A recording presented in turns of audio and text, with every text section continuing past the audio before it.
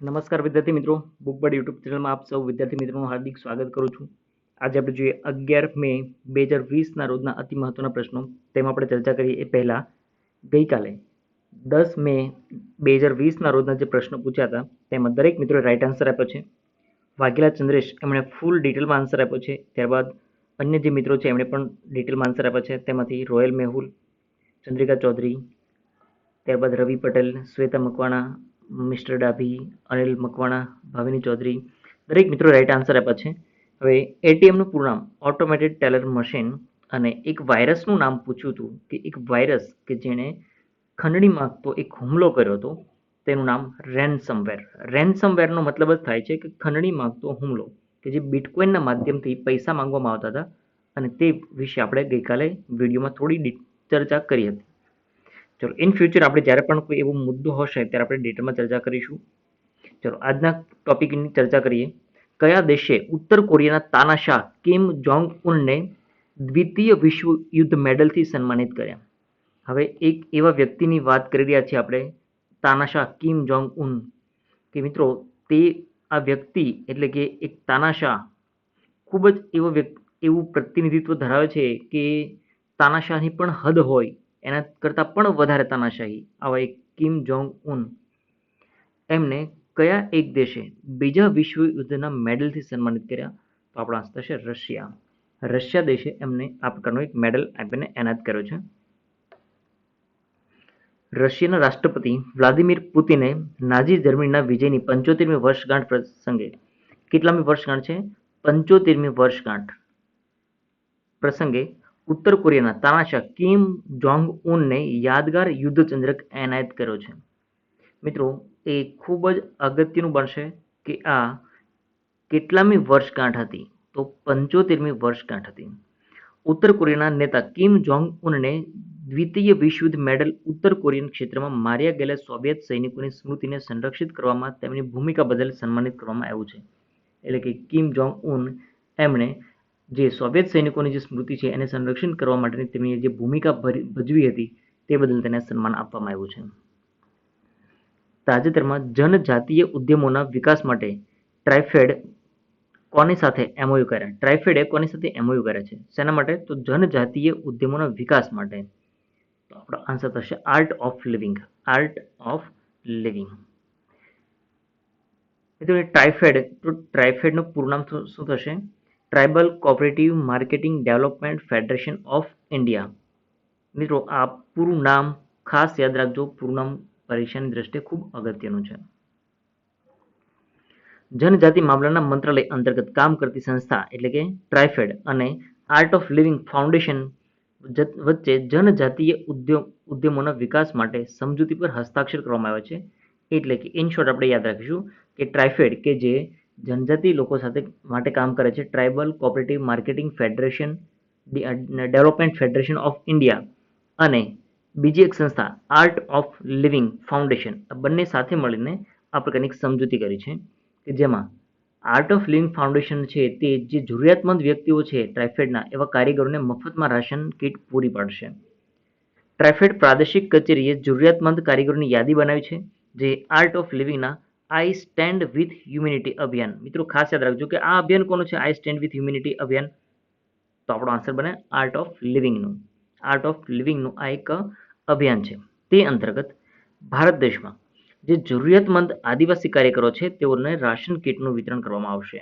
ટ્રાઇફેડનું પૂરું નામ ઓલરેડી આપણે જોઈ ચૂક્યા છીએ, tribal cooperative marketing development federation of India.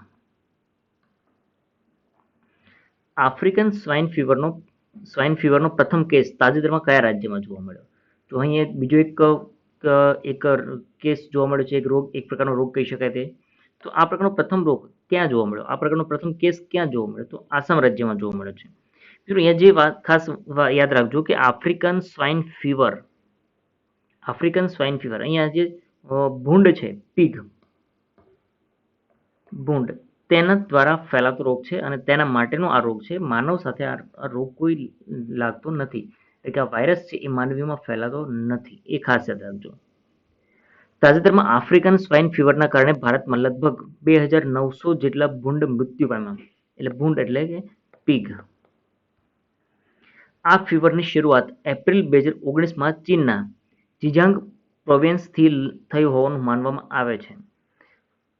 જેનાથી ફેલાયો છે તે રોગ, તેનું નામ આફ્રિકન સ્વાઇન ફીવર વાયરસ. તે એક પ્રકારનો ડીએનએ વાયરસ છે. હવે જો મિત્રો અહીંયા જુઓ કે આ વાયરસ છે એ ડીએનએ પ્રકારનો એક વાયરસ છે અને સૌપ્રથમ તેની 1907માં જોવા મળ્યો હતો. ક્યાં જોવા મળ્યો હતો? આફ્રિકામાં. અને ત્યારબાદ તેનું નામ આફ્રિકન સ્વાઇન ફીવર રાખવામાં આવ્યું છે અને 1921માં કેન્યા ખાતે પ્રથમવાર નોંધણી થઈ હતી. જો જુઓ કે આફ્રિકામાં 1907, ઘણી વખત તમને 1907 અથવા તો 1909 આપેલો હશે, બટ ખાસ યાદ રાખજો કે 1907માં આ આફ્રિકામાં જોવા મળ્યો હતો, પરંતુ તેનું જે રજિસ્ટ્રેશન થયું હોય, તેમની નોંધણી થઈ હોય, તેવો પ્રથમ કેસ ક્યાં બન્યો હતો? તો કેન્યામાં બન્યો હતો 1921માં. એ ખાસ યાદ રાખજો. એટલે અહીંયા બંને યર તમારે યાદ રાખવા પડશે, 1907 અને 1921. જ્યારે આ જોવા મળ્યો હતો 1907માં, પરંતુ એની નોંધ થઈ હતી એ 1921માં થઈ હતી. આ બંને ડિફરન્સ યાદ રાખજો. આ વાયરસની જાણ ભારતમાં કોણ આપે છે? National institute of high security animal disease દ્વારા કરવામાં આવી છે. હવે 2019નો જે છેલ્લો ડેટા છે, 2019નો ડેટા એ પ્રકારે જોઈએ તો ભારતમાં પીગની સંખ્યા, ભૂંડની સંખ્યા કેટલી છે? તો 30 લાખ જેટલા ભૂંડ છે એવું માનવામાં આવે છે. મિત્રો અહીંયા ભૂંડ એટલે કે પીગ છે એ તમારે ખાસ યાદ રાખવાનું છે. આગળની સ્લાઇડમાં આપણે ઓલરેડી જોઈ ચૂક્યા છીએ કે આ એક ભૂંડ કે જે પીગ છે, પીગ. ચલો નેક્સ્ટ ક્વેશ્ચનની ચર્ચા કરીએ. કઈ સ્પેસ એજન્સીએ ભૂકંપ અને જ્વાળામુખી ફાટવાની આગાહી માટે તાજેતરમાં CIRES એટલે કાઇરેસ સેટેલાઇટ મિશન શરૂ કર્યું? આ મિશન કોણે શરૂ કર્યું છે? તો નાસા દ્વારા શરૂ કર્યું છે. નાસા દ્વારા ભૂકંપ અને જ્વાળામુખીની આગાહી માટે કાઇરેસ સેટેલાઇટ મિશન શરૂ કર્યું છે. આ સેટેલાઇટ એ 1200 જેટલા નાના સેટેલાઇટનો સમૂહ છે. જુઓ, નાના આવા 1200 જેટલા સેટેલાઇટ છે એનો એક સમૂહ છે. આ ક્યુબસેટમાં ઇન્સરનો ઉપયોગ કરીને અર્થ ઇમેજ બનાવીને વૈજ્ઞાનિકો અભ્યાસ દ્વારા ભૂકંપ અને જ્વાળામુખી ફાટવાની આગાહી કરશે. હવે અહીંયા એક આખી સિસ્ટમ બનાવી દેવામાં આવી છે અને એ સિસ્ટમને આધારે એક અર્થ ઇમેજ બનાવવામાં આવશે અને એ અર્થ ઇમેજને આધારે વૈજ્ઞાનિકો એનો અભ્યાસ કરશે અને એક જાણકારી મેળવશે કે ભૂકંપ અથવા જ્વાળામુખીની કેટલી શક્યતાઓ રહેલી છે. નાસાએ 2018માં હવાઈ ટાપુ પર કિલાઉ જ્વાળામુખી પર પ્રયોગ કર્યો હતો, જે સફળ થયો છે. હવે તેમાં શું કર્યું કે આ પ્રયોગ કરવા દરમિયાન એમણે એક એરોપ્લેનમાં આ પ્રકારના ઘણા બધા ક્યુબસેટ મૂકી દીધા અને જે જ્વાળામુખીનો જે વિસ્તાર હતો એ જ્વાળામુખીના વિસ્તાર પરથી એને પસાર કરવામાં આવ્યું અને ત્યાં એ સમય દરમિયાન એને ઓબ્ઝર્વ કર્યું. હવે જો અહીંયા શું થશે કે હવે સેટેલાઇટ છે, સેટેલાઇટ જ્યારે અવકાશમાં હોય છે અને એ અવકાશથી રહેલો કોઈ એક વિસ્તારમાં એને ઓબ્ઝર્વ કરે છે. તો અહીંયા પ્રાયોગિક ધોરણે શું કરવામાં આવ્યું કે એક એરોપ્લેનને અહીંયાથી પસાર કરવામાં આવ્યું અને એ સમય દરમિયાન જે અહીંયા ક્યુબસેટના જે નાના મોટા જે સેટેલાઇટો છે એ સેટેલાઇટ દરમિયાન એના પર વોચ કરવામાં આવી. તો એ પ્રયોગ હતો, એ પ્રયોગ તો સફળ થયો. તો હવે શું થશે કે દરેક વખતે એ એરોપ્લેનને તો નહીં ફેરવી શકાય અને એટલો મોટો વિસ્તાર જ્યારે કવર કરવો હશે તો શું કરવું પડશે? કોઈ સેટેલાઇટ મૂકવાની જરૂર પડશે. તો એ સેટેલાઇટના માધ્યમથી હવે આગળના ફર્ધર એને તપાસ માટે અથવા તો ફર્ધર હેતુ માટે આ પ્રયોગ ઘણો બધો સફળ રહ્યો, એટલા માટે થઈને સેટેલાઇટ લોન્ચ કરવામાં આવ્યો છે. કઈ રાજ્ય સરકારે પ્રવાસી રાહત મિત્ર એપ લોન્ચ કરી? તો આપણા આન્સર થશે ઉત્તર પ્રદેશ. उत्तर प्रदेश आ एक ऐप लॉन्च करी है. आप જોઈ શકો છો योजनाओं का लाभ दिलाएगा राहत मित्र योजना अन्य योजनाओं પણ સાથે સાથે લાભ મળશે આ એપ દ્વારા. કઈ એપ છે? પ્રવાસી રાહત મિત્ર.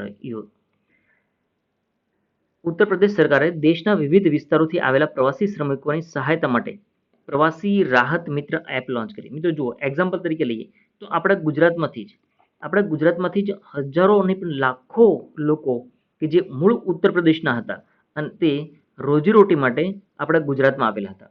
તો હવે એ લોકો પાછા જ્યારે પોતાના વતન પરત ફર્યા છે તો એ લોકો કોણ બનશે? પ્રવાસી શ્રમિકો. તો એ આ પ્રવાસી શ્રમિકો અથવા તો જે અન્ય રાજ્યો, બીજા કોઈ રાજ્યોમાંથી ઉત્તર પ્રદેશમાં જશે તો એવા લોકોને પણ અહીંયાથી રોજીરોટી મળશે અને તેનો પણ એને લાભ મળશે. એની આજીવિકા પૂરી પાડવા માટે થઈને અથવા અન્ય જે કામદાર લોકો છે તેમને આજીવિકા પૂરી પાડવા માટે આ એપ્લિકેશન ખૂબ જ હેલ્પફુલ થશે. એ સિવાય આ એપનો ઉપયોગ એ ઉદ્દેશ કયો છે? તો પ્રવાસી શ્રમિકોને સરકારી યોજનાનો લાભ આપવો. જે સરકારી યોજના છે તો સરકારી યોજનાનો પણ લાભ મળશે અને નોકરી શોધવા માટે પણ મદદ કરવા માટે થઈને આ યોજના લોન્ચ કરવામાં આવી છે. આ એપ એ યુએનડીપી યુનાઇટેડ નેશન્સ ડેવલપમેન્ટ પ્રોગ્રામના સહયોગથી રાજ્યના મહેસૂલ વિભાગ દ્વારા વિકસાવવામાં આવ્યું છે. કયા બે સમૂહ દ્વારા વિકસાવવામાં આવ્યું છે? એક તો એ ઉત્તર પ્રદેશનું રાજ્યનું મહેસૂલ વિભાગ અને બીજું એક સંસ્થા કે જે યુનાઇટેડ નેશન્સની યુએનડીપીના સહયોગ બંનેની સાથે કોલેબોરેશન કરીને આ એક એપ્લિકેશન વિકસાવવામાં આવ્યું છે. આ એપમાં સ્થળાંતર કરેલ કામદારોની સંપૂર્ણ વિગતોનો સમાવેશ કરાશે.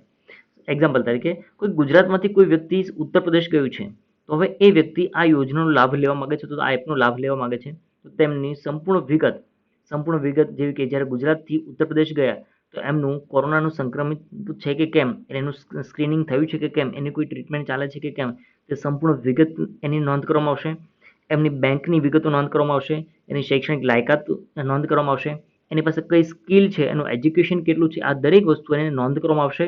અને તેના આધારે એને કોઈ સરકારી નોકરી, કોઈ પ્રાઇવેટ નોકરી અથવા તો અન્ય કોઈ પણ કોન્ટ્રાક્ટ બેઝ પર યા તો કોઈ પણ રીતે એને રોજીરોટી મળી શકે એ પ્રકારે એને મદદરૂપ કરવામાં આવશે. કૈલાસ માનસરોવર યાત્રા માટે નવા રૂટનું ઉદ્ઘાટન તાજેતરમાં કોના દ્વારા કરવામાં આવ્યું? હવે એક નવો રૂટ પસંદ કરવામાં આવ્યો છે કૈલાસ માનસરોવર યોજના માટે, કૈલાસ માનસરોવર યાત્રા માટે. તો આ રૂટનું ઉદ્ઘાટન કોણે કર્યું? તો રાજનાથ સિંહ દ્વારા તેમનું ઉદ્ઘાટન કરવામાં આવ્યું છે. આપ જોઈ શકો છો કે એક પાસ છે. આ પાસ કે જેને આપણે ઘણી વખત એવું કહેતા હોઈએ કે જે કૈલાસ માનસરોવરનો જે માર્ગ છે એ હવે નવું બન્યું છે લીપુલેખ. આ લીપુલેખ માર્ગ એ બનાવવામાં આવ્યો છે, એટલે કે એને એ રીતે ડિઝાઇન કરવામાં આવ્યો છે, બનાવવામાં આવ્યો છે કે ત્યાંથી લઈને આપણે ઘણું બધું ડિસ્ટન્સ ઓછું થઈ જશે. રક્ષામંત્રી રાજનાથ સિંહે ઉત્તરાખંડમાં 80 કિલોમીટર લાંબા રસ્તાનું ઉદ્ઘાટન કર્યું, જે લાઇન ઓફ એક્ચ્યુઅલ કંટ્રોલ નજીક આવેલા લીપુલેખ પાસેથી કૈલાસ માનસરોવરની યાત્રા માટેનો એક નવો માર્ગ ખુલ્યો છે. મિત્રો અહીંયા એ પણ યાદ રાખજો, લાઇન ઓફ એક્ચ્યુઅલ કંટ્રોલ નજીક આ લીપુલેખ પાસેથી કૈલાસ માનસરોવરની યાત્રા માટેનો આ એક માર્ગ છે કે જેમાં બોર્ડર રોડ ઓર્ગેનાઇઝેશન BRO એટલે કે બોર્ડર રોડ ઓર્ગેનાઇઝેશને કૈલાસ માનસરોવર યાત્રા રૂટ તરીકે ધરચુલ કે જે ઉત્તરાખંડમાં આવેલું છે અને લીપુલેખ કે જે ચીનની સરહદ ખાતે પાસે આવેલું છે, એટલે કે ચીન ઓલમોસ્ટ ચીન પાસે. તો આ બંને વિસ્તારના રસ્તાનું નિર્માણ કર્યું છે. આ માર્ગનો સૌથી મોટો ફાયદો એ છે કે અન્ય માર્ગોની તુલનામાં માત્ર એક અઠવાડિયામાં જ પ્રવાસ કરી શકાય છે, જ્યારે અગાઉના જે માર્ગ હતો તે માર્ગથી 2 થી 3 અઠવાડિયા જેટલો સમય લાગતો હતો. હવે મિત્રો અહીંયા શું થશે કે જુઓ, હવે પહેલાં શું થતું હતું કે જ્યારે આપણે કૈલાસ માનસરોવરની યાત્રા પર જતા તો મોટાભાગનો જે વિસ્તાર હતો એ કોની પાસે જતો હતો? ચીન પાસે. એવું કહેવાય છે કે ચીન પાસે અંદાજે 84% રસ્તો એ ચીનમાં રહેતો અને બાકીના જે 16% જેટલો રસ્તો એ ભારતનો રહેતો.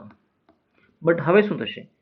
આ માર્ગ બન્યો એટલે કે લીપુલેખ જે માર્ગ બન્યો, તો હવે એનાથી ફાયદો શું થશે કે આપણો ભારતનો જે વિસ્તાર છે એમાં 80%થી વધારે જેટલો વિસ્તાર એટલે કે આટલું આપણે ભારતમાં રહેવું પડશે અને માત્ર 20% જેટલો ભાગ જ તે પ્રવાસ ત્યાં કરવો પડશે, એટલે કે ચીનમાં કરવો પડશે. એટલે અહીંયા આપણી ભારતની પોતાની સેફટી પણ વધારે મજબૂત થશે. ચલો આ ધાર્મિક વસ્તુને આપણે થોડી વાર સાઈડમાં મૂકી દઈએ. તો બીજો ફાયદો શું થશે કે હવે અહીંયા આવન જવન માટે એકદમ મસ્ત સારામાં સારો રસ્તો બની ગયો અને એકદમ શોર્ટથી. હવે બનશે કેવું કે જ્યારે પણ ચીન કોઈ પણ એ પ્રકાર પોતાનું જે આપણે એવું કહીએ કે પોતાની ઓકાત બતાવે તો એ વખતે ભારત પોતાની આ સ્ટ્રેટેજી છે એનો ખૂબ સારી રીતે ઉપયોગ કરી શકે ડિફેન્સ તરીકે. એશિયન ઇન્ફ્રાસ્ટ્રક્ચર ઇન્વેસ્ટમેન્ટ બેંક એટલે કે AIIB એમણે COVID-19 મહામારી દરમિયાન ભારત માટે કેટલી રકમની લોન મંજૂર કરી છે? તો આ ભારત માટે $500 મિલિયન લોન મંજૂર કરી છે. એશિયન ઇન્ફ્રાસ્ટ્રક્ચર ઇન્વેસ્ટમેન્ટ બેંકે ભારતને નાણાકીય સહાય COVID-19ને મર્યાદિત કરવાના પ્રયત્નોને પ્રોત્સાહન આપવા માટે કરી છે.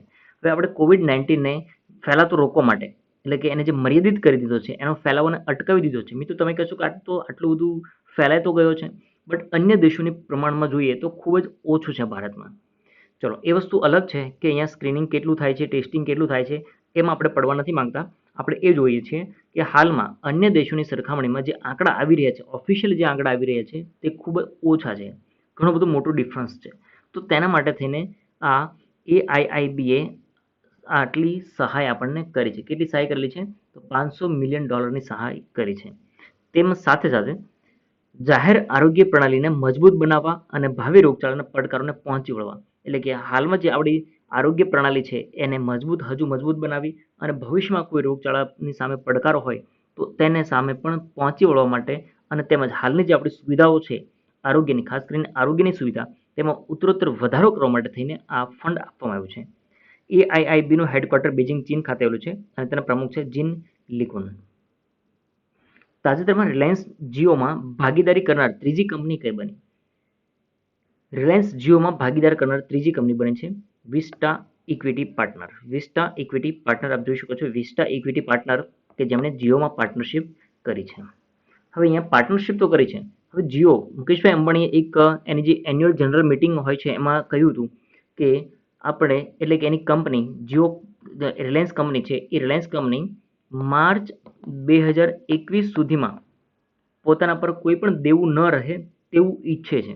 એટલા માટે આ પહેલા એમણે ફેસબુક સાથે પણ એક ડીલ કરી હતી અને સિલ્વર લેક નામની કંપની છે એની સાથે પણ એક ડીલ કરી હતી અને તેમાં એણે પૈસા ઘણા બધા મેળવ્યા છે. એટલે જેટલું પણ દેણું છે એ દેણું બધું ચૂકવી દેશે અને રિલાયન્સ કંપની એ ભલે ભાગીદાર સાથે પાર્ટનરશિપ કરશે પણ જે સરકારી લેણું અથવા તો અન્ય કોઈ પણ રીતે એનું લેણું છે દેણું છે એ દેણું ઝીરો કરવા માંગે છે માર્ચ 2021 સુધીમાં. એટલે કોઈને કોઈ રીતે કંપની કોઈની સાથે ટાઈપ કરશે, કોઈની સાથે કોલેબોરેશન કરશે અથવા અમુક પર્સન્ટેજ વેચી દેશે તો એ કોઈ પણ રીતે કરીને પૈસા એકઠા કરવા માટે રેડી બની છે. તો હાલમાં આપણો આન્સર આવશે વિસ્ટા ઇક્વિટી. તાજેતરમાં અમેરિકાની વિસ્ટા ઇક્વિટી પાર્ટનરે રિલાયન્સ જીઓમાં 2.32% હિસ્સેદારી ખરીદી લીધી છે. વિસ્ટાએ જીઓ પ્લેટફોર્મમાં 11,367 કરોડ રૂપિયામાં આ રોકાણની જાહેરાત કરી છે. એટલે કે 2.32% એ કેટલામાં ખરીદ્યા છે? 11,367 કરોડમાં. 11,367 કરોડમાં. તાજેતરમાં ફેસબુક દ્વારા 9.99% હિસ્સેદારી ખરીદવામાં આવી હતી. કોના દ્વારા? ફેસબુક દ્વારા. કેટલામાં? 43,534 કરોડમાં. અને સિલ્વર લેક કંપનીએ 1.55% હિસ્સેદારી 5,655 કરોડમાં ખરીદી હતી. એટલે જુઓ અહીંયા આપણે જોવા જઈએ તો સૌથી વધારે પર્સન્ટેજ કોના છે? એક તો જીઓના પોતાના, ત્યારબાદ પછી કોણ આવશે બીજી કંપનીમાં? તો ફેસબુક. પછી કોણ આવશે? તો વિસ્ટા જીઓ અને ત્યારબાદ છે સિલ્વર લેક કંપની. એટલે કે આ પ્રકારે 3 નંબર યાદ રાખી શકો. વિસ્ટા ઇક્વિટી પાર્ટનર છે એ અમેરિકાની એક કંપની છે અને સોફ્ટવેર, ડેટા અને ટેકનોલોજી સાથે કામ કરતી આ એક કંપની છે. નાણાકીય વર્ષ 2020-21 માટે ભારતનો જીડીપી વૃદ્ધિ દર 0 રહેશે તેવું અનુમાન કઈ સંસ્થા દ્વારા લગાવવામાં આવ્યું છે? જો અહીંયા નાણાકીય વર્ષ 2020-21 માટે જીડીપી કેટલો છે? વૃદ્ધિ દર 0, કંઈ જ નથી એવું કહેવામાં આવશે. આવું કોણે કહ્યું છે? મૂડીઝ દ્વારા કહેવામાં આવ્યું છે. વૈશ્વિક રેટિંગ એજન્સી મૂડીઝે ચાલુ નાણાકીય વર્ષ 2020-21 માટે ભારતનો જીડીપી દર કેટલો રહેશે? 0 રહેશે એવું અનુમાન લગાવ્યું છે. આ અગાઉ એમણે જે અનુમાન લગાવ્યું હતું એ કેટલું હતું? 2.6% હતું. હવે એમાં ઘટાડીને 0 કરી દીધું. એટલે કે હવે આ આગળનું જે હતું 2.6%, હવે લોકડાઉનને કારણે હાલમાં જે પરિસ્થિતિ છે એને ધ્યાને લઈ એમણે 0 કરી દીધું છે. એમણે એવું પણ કહ્યું છે કે હવે આગામી વર્ષ એટલે કે 2021-22નું જે નાણાકીય વર્ષ છે તેમાં જીડીપી કેટલો રહેશે? તો 6.6% રહેશે. હવે કેમ આટલું બધું જબરજસ્ત થઈ જશે? 0%થી લઈને ડાયરેક્ટ 6.6% થશે. તો જે લોકડાઉનની પરિસ્થિતિ છે ત્યારબાદ જેવું પણ માર્કેટ ખુલશે, માર્કેટ જ્યારે ઓપન થશે તેમાં વધારે ઝડપથી વધારે ગ્રોથ થશે એવું એ લોકોએ અંદાજ મૂક્યો છે, અનુમાન લગાવ્યું છે. ફિચ રેટિંગ મુજબ ભારતનો જીડીપી કેટલો રહેશે? 0.8%.